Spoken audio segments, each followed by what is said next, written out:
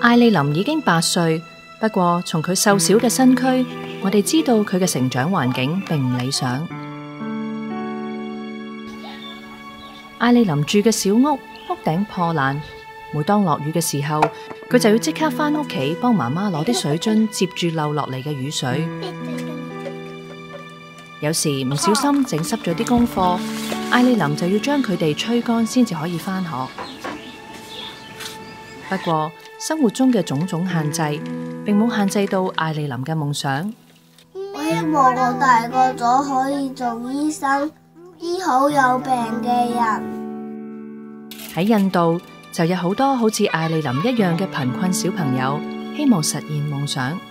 請你即刻成為助養者，幫助貧困孩子同埋佢哋嘅社區得着生命轉化嘅機會，等佢哋有溫飽、獲教育，喺愛同保護中健康成長，發揮所長。